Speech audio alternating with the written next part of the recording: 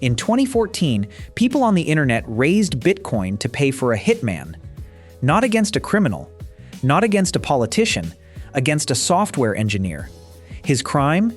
He built a piece of code that changes how your computer turns on. That's not an exaggeration or an internet legend.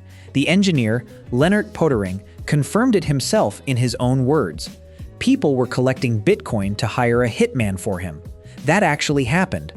Over a decade later, the company he worked for got bought by IBM for $34 billion. And the software everyone once hated him for building now runs on the vast majority of major Linux systems. So what actually happened here? And how does a technical disagreement about booting a computer end with actual death threats? So CodeSource just put out a breakdown covering the systemd controversy and what it says about Fedora and the broader Linux community. Today I want to react to that story, separate the parts that are documented fact from the parts that are more editorial spin, and talk about what this whole saga actually reveals about open source culture. Okay, so let's actually explain what systemd is, because the drama makes no sense without this part. For decades, Linux followed something close to the Unix philosophy: small, independent tools that each do one job well, and you combine them yourself. The part of Linux that handles booting up your computer and starting services used to be a relatively simple, modular piece called an init system. Poettering and a small team proposed replacing that with systemd, a much larger, more unified system that absorbed logging, networking configuration, device management, and more, all under one project. For some people, that was a genuinely useful modernization: faster boot times, more consistent behavior across distributions. For a lot of longtime Unix purists, that was closer to heresy, taking the small tools philosophy that Linux was built on and replacing it with one large, hard-to-opt-out-of system, mostly backed by Red Hat's engineering weight. That disagreement is a legitimate technical debate. Reasonable engineers can disagree about whether consolidation or modularity is the better design philosophy. What happened next is where it stopped being reasonable. By 2014, the disagreement had curdled into something genuinely ugly. Poettering wrote publicly that he'd received hate mail, that people had started petitions demanding he stop working on open source entirely, and, most seriously, that people had started collecting Bitcoin specifically to hire a hitman against him. He called the open source community, in his words, quite a sick place to be in. Linus Torvalds, for his part, was openly hostile towards some of the systemd developers during this period too. This wasn't just anonymous internet trolls, this was disagreement boiling over at the highest, most visible levels of the Linux world. Now here's where I want to slow down, because it's easy to turn this into a clean morality story, and real life rarely is one. Poettering was also, by most accounts including his own critics and some supporters, a genuinely combative and abrasive figure in these debates himself, not simply an innocent victim of random internet cruelty.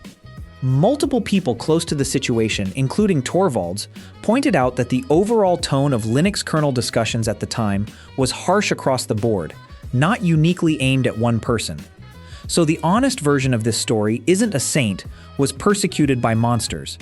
It's a genuinely toxic discussion culture, combined with a real and contentious architectural disagreement, escalated into actual threats of violence over what a person did for their job. Both things can be true. The death threats were real and indefensible. The frustration with systemd's design wasn't purely irrational either. Now here's the part that I think is the actual point of this story. Red Hat backed systemd's development.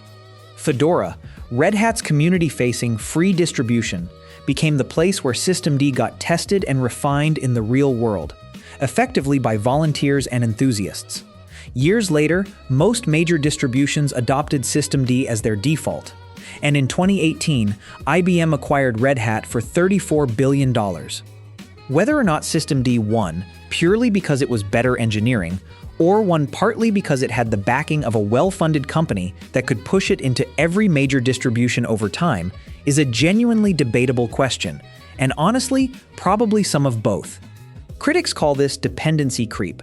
Systemd became so deeply integrated into how modern desktop Linux works that opting out became technically impractical for most regular users, regardless of the merits of the original debate. What isn't debatable is the optics. A community volunteered years of unpaid testing, feedback, and real-world debugging on Fedora. The company benefiting from that labor was later sold for $34 billion. The engineer at the center of a decade of hate mail and threats ended up, by any measure, professionally successful. That's a genuinely uncomfortable ending for anyone who spent years in Fedora forums fighting this fight for free. So here's my real bite on this. The puttering story isn't really about Systemd being good or bad code. Reasonable engineers still argue about that today. It's about what happens when a legitimate technical disagreement gets funneled through a community discussion culture that had no real guardrails, and how far that disagreement was allowed to spiral before anyone treated actual death threats as the serious problem they were. It's also a pretty clean example of how corporate-backed open-source projects can absorb years of free community labor and then get sold for tens of billions of dollars, while the community that built that value gets nothing, except maybe the software they originally hated becoming the standard whether they wanted it or not. Was Systemd the right call technically? I genuinely think that's still debatable. Was the way this community treated a human being over a technical disagreement defensible? Not even close. Where do you land on this? Was Systemd a genuine improvement, or did it win through corporate weight rather than merit? Drop it in the comments. I want to hear the actual Linux users on this one. The real Byte. See you in the next one.